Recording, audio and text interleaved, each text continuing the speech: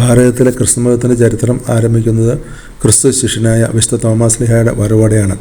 ക്രിസ്തുവിൻ്റെ 12 ശിഷ്യരിൽ ഒരാളായ വിശുദ്ധ തോമസ് AD 52 കൊടുങ്ങല്ലൂരിൽ കപ്പലിറങ്ങിയെന്നും ഇന്ത്യയിലെ വിവിധ പ്രദേശങ്ങളിൽ സുവിശേഷം പ്രസംഗിച്ചുവെന്നും ക്രിസ്തുമതം സ്വീകരിച്ചവർക്കായി ദേവാലയങ്ങൾ സ്ഥാപിച്ചുവെന്നും വിശ്വസിക്കപ്പെടുന്നു. പുരാതനമായ മുസ്ലിം തുറമുഖത്തിന് അടുത്തുള്ള മാലിങ്കരയിൽ കപ്പലിറങ്ങിയെന്ന് സുറിയാനി ക്രിസ്ത്യാനികളുടെ നാടൻ പാട്ടായ റമ്പാൻ പാട്ടിൽ പറയുന്നത് ഇങ്ങനെയാണ്: തെക്കൻ വഴിയായി യാത്ര പോയി മല്യങ്കരയിൽ ചെന്നെത്തി തക്കവിധം പോലക്കയും അവിടെ കണ്ടതിനാൽ സന്തോഷിച്ചു. വിശുദ്ധ തോമസ് ലീഹ ഭാരതത്തിൽ എത്തിയതിൻ്റെ സ്മരണയ്ക്കായി മാലിങ്കരയിൽ സ്ഥാപിച്ച ഭാരതപ്രവേശന ദേവാലയമാണ് ഈ കാണുന്നത്. പ്രശസ്തമായ ചെട്ടിക്കാട് വിശുദ്ധ അന്തോനീസ് തീർത്ഥാടന കേന്ദ്രത്തിൻ്റെ കീഴിലാണ് ഈ ദേവാലയം. വിശുദ്ധൻ്റെ ഭാരതപ്രവേശനത്തിൻ്റെ ഓർമ്മയ്ക്കായി എല്ലാ വർഷവും മാലിങ്കര തീർത്ഥാടനം നടത്തുന്നുണ്ട്. ഭാരതപ്രവേശനത്തിൻ്റെ ജൂബിലി ആഘോഷ സമയത്ത് അത്യുന്നത കർദിനാൾ യൂജിൻ ഡിസഡൻ്റ് ഈ ദേവാലയം സന്ദർശിക്കുകയും ഒരു സ്മാരകം സ്ഥാപിക്കുകയുമുണ്ടായി. ഇന്ത്യയിൽ സുവിശേഷ പ്രചരണം നടത്തിയ വിശുദ്ധ തോമസ് ലീഹ വിശ്വാസികൾക്കായി ദേവാലയങ്ങൾ അഥവാ 7 പള്ളികൾ സ്ഥാപിച്ചുവെന്നാണ് വിശ്വാസം.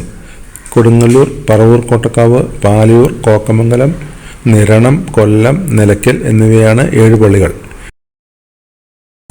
തമിഴ്നാട്ടിലെ കന്യാകുമാരിയിലെ തിരുവിതാംകൂറിലുള്ള പുരാതന ദേവാലയം അരപ്പള്ളിയായി വിശ്വസിക്കപ്പെടുന്നു.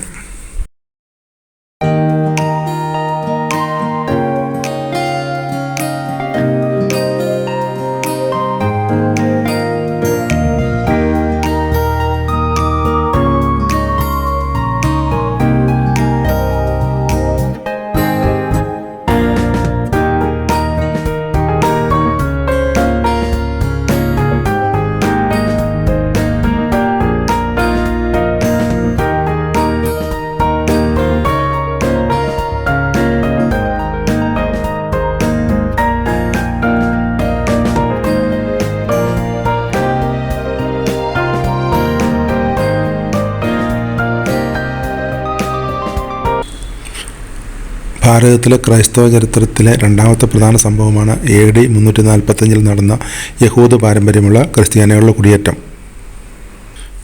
ബാബിലോണിയയിലെ ഒരു വ്യാപാരിയായിരുന്ന ക്നായി തോമയുടെ നേതൃത്വത്തിലാണ് ഈ കുടിയേറ്റം നടന്നത്. ക്നായി തോമയും സംഘവും കപ്പലിറങ്ങിയതും കൊടുങ്ങല്ലൂരിലാണ്. ഭാരതത്തിൽ ക്രൈസ്തവ സഭയുടെ ആരംഭം കുറിച്ച പുണ്യഭൂമിയാണ് മാലിങ്കരയും കൊടുങ്ങല്ലൂരും അതിനടുത്തുള്ള പ്രദേശങ്ങളും.